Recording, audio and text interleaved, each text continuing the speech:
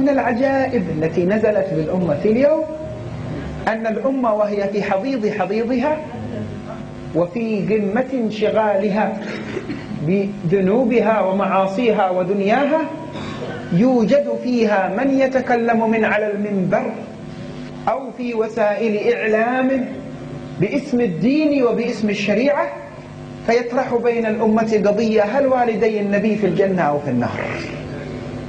وكأنه قد دخل الجنة وتربع فيها واطمأن ليتلفت بعد ذلك من في الجنة ومن في النار. إن من وراء هذا الكلام إعداد لفصل الأمة عن حقيقة صلتها بالنبي صلى الله عليه وسلم. لو كانت القضية قضية والدي المصطفى فقط لقلنا زلة قدم، لكن في نفس الوقت يثار بجميع ما يملك هؤلاء القوم من وسائل، وهي وإن كثرت في تقدير الدنيا كثير فهي قليلة ناقصة، لأنها باطل يوشك أن يندحر عن الأمة باندحار الباطل عنها. بكل الوسائل التي يستطيعونها نسمع: والد النبي في النار، أم النبي في النار. طيب أبو النبي وأم النبي في شيء ثاني؟ أيوه. مدينة النبي لا تسموها منورة، هي نبوية خلاص ما عادت منورة. طيب حاضر، أبو النبي وأم النبي ومدينة النبي. طيب وآل البيت ما زي الناس مثل الناس، ما في فرق بينهم وبين الخلق. إيش آل البيت؟ إيش هذا التميز؟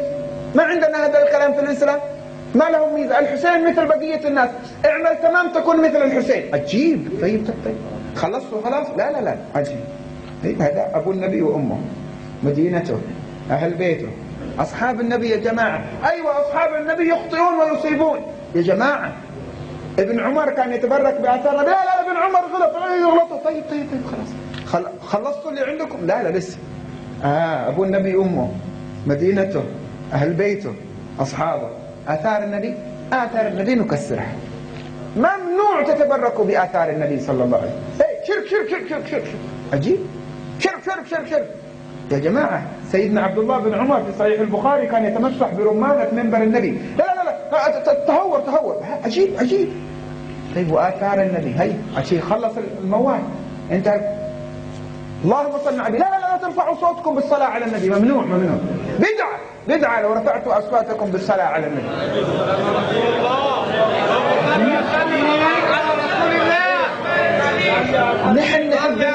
نحن نحب النبي يا جماعة. أيوة لكن خلاص سنة ممنوع، لا تصلي في سرك بس خلاص ممنوع. بدعة لا ترفع صوتك، بلعنا. طيب ممنوع. أبو النبي وأمه، أهل بيته، أصحابه، مدينته، آثاره، حتى الصلاة عليه كمان ممنوع. يا كحلاوي أنت تمدح النبي؟ بدعة. إيش يمدح النبي؟ لا تطروني كما أطرت النصارى عيسى بن مريم ولكن قولوا عبد الله. تعال. إذن المسألة وراءها شيء. لو كانت قضية أبو النبي وأمه فقط، مساكين غلطة، ما فهموا النصوص، ما فهموا الأدلة. لو كانت قضية أهل البيت وحدهم، مساكين ما فهموا، خافوا من الغلو، جزاهم الله خير. لو قضية مدح النبي، لكن كل المسائل المتعلقة بالنبي خلاص مات. كيف مات ما عاد ينفع ولا يضر. خلاص يلا. عجيب يا جماعة. احنا رايحين للحجاز بشد الأنفس، شقيت عمري لأجل أحصل التذكرة أروح لمكة وزور النبي. لا، ليس من أركان الحج ولا من شروطه ولا من واجباته ولا من سننه زيارة النبي. من قال لكم إنها من الشروط والواجبات في الحج؟ هي من شروط وواجبات المحبة، شيء ما تعرفونه أنتم. عجيب.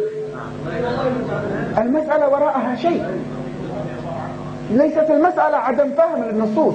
هناك قضية بين القوم وبين سيدنا محمد، هذه المسألة.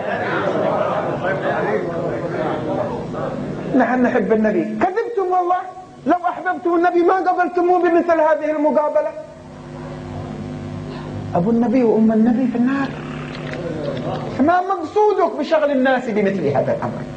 كما أخبرتكم القضية وراءها نزع محبة النبي من قلوب المسلمين.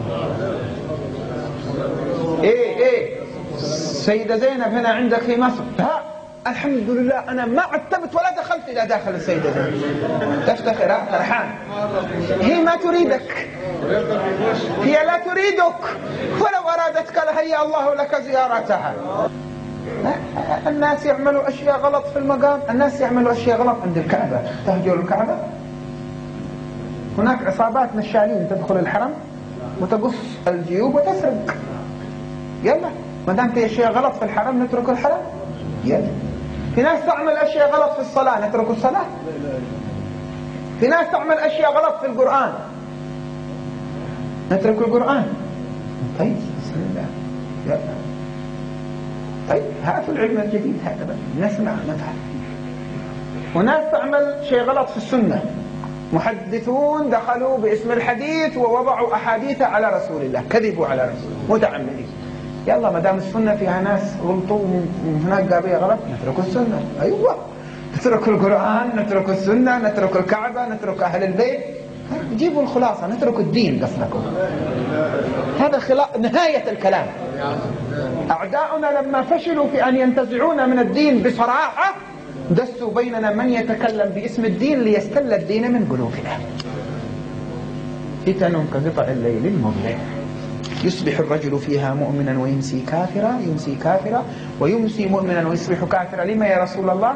تعالوا أقول لكم إيش السر أيضا مع عدم المحبة. يبيع دينه بعرض من الدنيا قليل. أيوة الحمد لله. يلا إعارة هنا ولا هناك، ورجع بعد الإعارة والجيب مليان وتعود على صرفية معينة في الشهر ومشكلة.